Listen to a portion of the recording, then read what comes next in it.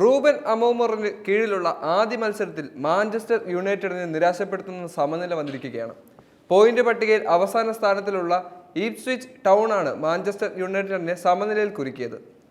Marcus റാഷ്ഫോർഡിന്റെ ഗോളിൽ 2-ാം മിനിറ്റിൽ തന്നെ മുന്നിൽ കയറിയ യുണൈറ്റഡിനെതിരെ 43-ാം മിനിറ്റിൽ ഒമാറി ഹച്ചിൻസനാണ് ഈപ്സ്വിച്ചിന് സമനില സമ്മാനിച്ചത്. പോയിന്റ് പട്ടികയിൽ ഒന്നാമന്മാരായ ലിവർപൂൾ സതാംപ്ടനെ വീഴ്ത്തി 2-ാം സ്ഥാനത്തുള്ള മാഞ്ചസ്റ്റർ സിറ്റിയുമായുള്ള ദൂരം വർദ്ധിപ്പിച്ചു. 3-2 ലിവർപൂളിന്റെ വിജയം. ഒരു ഘട്ടത്തിൽ 2-1 പിന്നിലായിരുന്നു ലിവർപൂളിന്.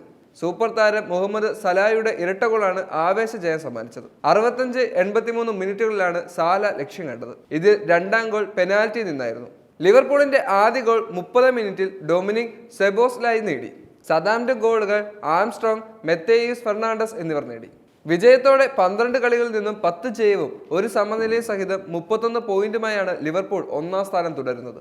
കഴിഞ്ഞ ദിവസം ടോട്ടനം ഹോട്ട്സ്പറിനോട് 4-0 കൂറ്റൻ തോൽവി വഴങ്ങിയ മാഞ്ചസ്റ്റർ സിറ്റി 12 കളികളിൽ നിന്നും 7 വിജയം അടക്കം 23 പോയിന്റുമായി 2-ാം സ്ഥാനത്തുണ്ട്. ലെസ്റ്റർ സിറ്റിയെ 2-1 തോൽപ്പിച്ച് ചെൽസി 22 പോയിന്റുമായി 3-ാമതും നോട്ടിംഗ്ഹാം ഫോറസ്റ്റിനെ 3-0 തോൽപ്പിച്ച് ആർസനൽ 22 പോയിന്റുമായി 4-ാമതുമുണ്ട്. സ്പാനിഷ് ലീഗിൽ പോയിന്റ് പട്ടികയിൽ 1-ാം സ്ഥാനത്തുള്ള ബാഴ്സലോണയെ സെൽറ്റ വിഗോ സമനിലയിൽ തളച്ചപ്പോൾ 2-ാം സ്ഥാനക്കാരായ റിയൽ മാഡ്രിഡ് തകർപ്പൻ വിജയം കുറിച്ചു. ലെഗസിനെതിരെ 3-0 റയലിന്റെ വിജയം. എംബാപ്പെ, ഫെഡറിക്കോ, ജൂഡ് എന്നിവരാണ് റയലിനായി ഗോൾ നേടിയത്. സെൽറ്റ വിഗോയ്ക്കെതിരെ 2-0 ലീഡ് നേടിയ ശേഷമാണ് ബാഴ്സലോണ സമനിലയ്ക്ക് വഴങ്ങിയത്.